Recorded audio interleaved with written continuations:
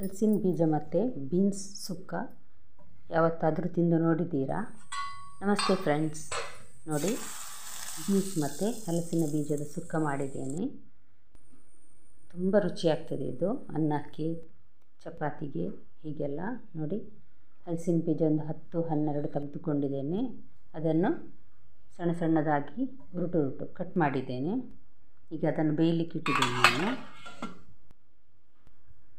ಮಸಾಲೆ ರೆಡಿ ಮಾಡುವ. ಒಂದು 4 ಕರಿಮೆಣಸು, 1.5 ಟೀ ಸ್ಪೂನ್ನಷ್ಟು ಹುರಿದ ಧನಿಯಾ, ಕೊತ್ತಂಬರಿ ಬೀಜ, ಹುರಿದದ್ದು ಎಲ್ಲ ಸಾಮಾನು, ಅರ್ಧ ಟೀ ಸ್ಪೂನ್ ಹುರಿದ ಜೀರಿಗೆ, 1/4 ಟೀ ಸ್ಪೂನ್ ಹುರಿದ ಸಾಸಿವೆ, ಮೆಣಸು ಕೂಡ ಹುರಿದು ನಾನು ಇಟ್ಟಿದ್ದೇನೆ.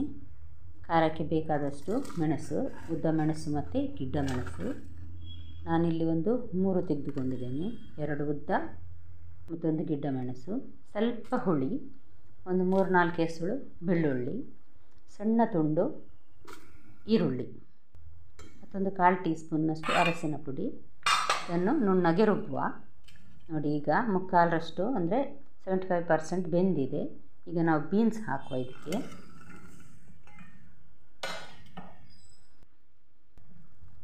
ಬೇಯಲಿಕ್ಕಿಡುವ. ಬೀನ್ಸ್ ಹಾಕಿ ಈಗ ಇದು ಬೇಗನೆ ಬೇಯ್ತದೆ. ನೋಡಿ, ಹುರಿದಿಟ್ಟ ಮಸಾಲೆಯನ್ನೆಲ್ಲ ಈಗ ನುಣ್ಣಗೆ ರುಬ್ಬುವ. ನೋಡಿ, ಮಸಾಲೆ ರುಬ್ಬಿ ಆಗಿದೆ. ಈಗ ಇದಕ್ಕೀಗ ನಾವು 1.5 ಕಪ್ಪಿನಷ್ಟು ತೆಂಗಿನ ತುರಿಯನ್ನು ಹಾಕುವ. ಸುಕ್ಕ ಇದು ನುಣ್ಣಗೆ ರುಬ್ಬಲಿಕ್ಕಿಲ್ಲ ಅದನ್ನು. ನೋಡಿ, ಇಲ್ಲಿ ಬೀನ್ಸ್ ಕೂಡ ಬೆಂದು ರೆಡಿಯಾಗಿದೆ. ಇದಕ್ಕೆ ನಾವೀಗ ಉಪ್ಪು ಹಾಕುವ. ರುಚಿಗೆ ಬೇಕಾದಷ್ಟು ಉಪ್ಪು ಮಿಕ್ಸ್ ಮಾಡುವ ಒಮ್ಮೆ. ನೋಡಿ, ತರಿಯಾಗಿ ತೆಂಗಿನ ತುರಿ ತರಿ ಇರಬೇಕು ಹೀಗೆ ಸುಕ್ಕ ಮಾಡೋದಾದರೆ. ಈಗ ಬೀನ್ಸ್ ಮತ್ತು ಹಲಸಿನ ಬೀಜ ಒಳ್ಳೆ ಬೆಂದಿದೆ. ಈಗ ನಾವು ಮಿಕ್ಸಿ ಮಾಡಿಟ್ಟ ಮಸಾಲೆಯನ್ನು ಹಾಕುವ. ಲೋ ಫ್ಲೇಮಲ್ಲಿ ಇಡುವ. ಈಗ ಉರಿಯನ್ನು ಮೆಲ್ಲ ಉರಿಯಲ್ಲಿಟ್ಟರೆ ಒಳ್ಳೆಯದು, ಇಲ್ಲಾಂದರೆ ತಳ ಹಿಡಿಯುವ ಸಾಧ್ಯತೆ ಇರ್ತದೆ. ಅದಕ್ಕೋಸ್ಕರ ನೋಡಿ, ಮಸಾಲೆ ಪೂರ ಹಾಕ್ತಾ ಇದ್ದೇನೆ ನಾನು. ಮಿಕ್ಸಿಯಲ್ಲಿ ಉಳಿದ ಸ್ವಲ್ಪ ಮಸಾಲೆಗೆ ಸ್ವಲ್ಪ ನೀರು ಹಾಕಿ ಇದಕ್ಕೆ ಮಿಕ್ಸ್ ಮಾಡುವ. ಮತ್ತು ಚೆನ್ನಾಗಿ ಮಿಕ್ಸ್ ಮಾಡುವ. ಈಗ ಈ ಮಸಾಲೆ ಬೇಯಬೇಕು. ಇದಕ್ಕೆ ಮೆಲ್ಲ ಉರಿಯಲ್ಲಿ ಇಟ್ಟು ಒಂದು 3-4 ನಿಮಿಷದಷ್ಟು ಮೆಲ್ಲ ಉರಿಯಲ್ಲಿ ಬೇಯಿಸಬೇಕು. ಹಾಗೆಯೇ ಮಸಾಲೆ ಹಾಕಿದ್ದೇವೆ ನೋಡಿ, ಅದಕ್ಕೆ ಸ್ವಲ್ಪ ರುಚಿಗೆ ಉಪ್ಪು ಹಾಕಬೇಕು. ಚೆನ್ನಾಗಿ ಬೇಯಬೇಕಿದು, ಮೆಲ್ಲ ಉರಿಯಲ್ಲಿ ಇಡಬೇಕು, ಇಲ್ಲಾಂದರೆ ತಳ ಹಿಡಿತದೆ. ನೋಡಿ, ಇದು ಮಸಾಲೆ ಚೆನ್ನಾಗಿ ಬೆಂದಿದೆ. ಒಗ್ಗರಣೆಗೆ ರೆಡಿ ಮಾಡುವ. 1-2 ಟೇಬಲ್ ಸ್ಪೂನ್ನಷ್ಟು ತೆಂಗಿನ ಎಣ್ಣೆ ಹಾಕಿದ್ದೇನೆ. ಅರ್ಧ ಟೀ ಸ್ಪೂನ್ನಷ್ಟು ಸಾಸಿವೆ ಚಟಪಟ ಅಂದಾಗ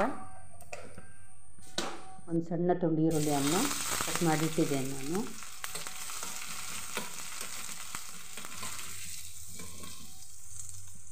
ಇದೊಂದು ಗೋಲ್ಡನ್ ಬ್ರೌನ್ ಬರುವವರೆಗೆ ಹುರಿಯುವ. 1 ಚಮಚದಷ್ಟು ಸಣ್ಣ ಚಮಚ ಉದ್ದಿನಬೇಳೆ, ಇದೆಲ್ಲ ಒಂದು ಬಂಗಾರ ಬಣ್ಣ ಬರೋವರೆಗೆ ಹುರಿಲಿಕ್ಕಿದೆ. ಕರಿಬೇವು ಒಂದು 3 ಎಸಳು ತೆಗೆದುಕೊಂಡಿದ್ದೇನೆ ನಾನು. ಕರಿಬೇವು ತುಂಬ ಹಾಕಿದಷ್ಟು ಪರಿಮಳ ರುಚಿ ಎಲ್ಲ ಆಗ್ತದೆ. ನೋಡಿ, ಸ್ವಲ್ಪ ಹಿಂಗು ಹಾಕ್ತೇನೆ. ಈಗ ಒಗ್ಗರಣೆ ರೆಡಿಯಾಗಿದೆ. ಮಾಡಿಟ್ಟ ಪದಾರ್ಥಕ್ಕೆ ಹಾಕುವ. ಚೆನ್ನಾಗಿ ಮಿಕ್ಸ್ ಮಾಡುವುದು. ಮೊನ್ನೆ ಬಾಯಿ ಮುಚ್ಚಿಟ್ಟು ನೋಡಿ, ಈಗ ಹಲಸಿನ ಬೀಜ ಮತ್ತು ಬೀನ್ಸಿನ ಸುಕ್ಕ ರೆಡಿಯಾಗಿದೆ. ವೀಕ್ಷಕರೇ, ನಾನು ಮಾಡಿದ ಈ ಅಡುಗೆ ನಿಮಗೆ ಇಷ್ಟ ಆದಲ್ಲಿ ಸಬ್ಸ್ಕ್ರೈಬ್, ಲೈಕ್ ಮತ್ತು ಶೇರ್ ಮಾಡೋದನ್ನು ಮರಿಬೇಡಿ. ನಾಳೆ ಇನ್ನೊಂದು ಹೊಸ ಅಡುಗೆಯೊಂದಿಗೆ ನಿಮ್ಮನ್ನು ಭೇಟಿಯಾಗ್ತೇನೆ. ಧನ್ಯವಾದ.